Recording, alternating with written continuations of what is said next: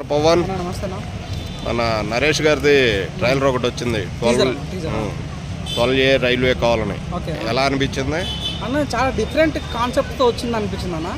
అమ్మ అసలు వామ్మో విజువల్స్ కానీ బీజిఎం కానీ మా బీమ్స్ ఏం కొట్టిన బీజిఎం చాలా బాగా అనిపించింది.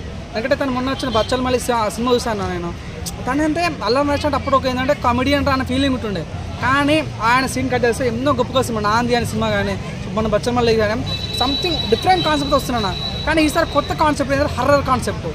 ఇదేంటంటే నిజంగా ఈయన ఆల్రెడీ కాన్సెప్ట్ తీసాడు, ఇంట్లో దయ్యం నాకేం భయం అని సినిమా తీసాడు, పెద్ద హిట్ అయింది. సో ఈ మధ్యలో ఏంటంటే హీరోస్ అందరు కూడా ఈవెన్ ప్రభాస్ కూడా హర్రర్ మూవీ ఇస్తున్నాడు. అంటే మన రాజధాని సంథింగ్ సినిమాస్ ఉంది, రాజ్యసభ రాజ్యసభ అనే సినిమా హర్రర్ మూవీ ఇస్తున్నాడు. విరూపాక్ష అని మసూదా అని ఈ మధ్యలో ట్రెండ్ ఏంటంటే హర్రర్ మూవీ చాలా బజ్ ఉందన్న. సో ఆ కాన్సెప్ట్ వస్తుంది కాబట్టి చాలా బాగుంది. ఇంకోటి ఏంటంటే మన నాని కసరగడ్డి అనే కసరగడ్డ సరే ఆయన డైరెక్టర్ పేరు చాలా మంచి అనిపించింది. సో కొరియోగ్రఫీ కూడా చాలా కొత్తగా అనిపించింది.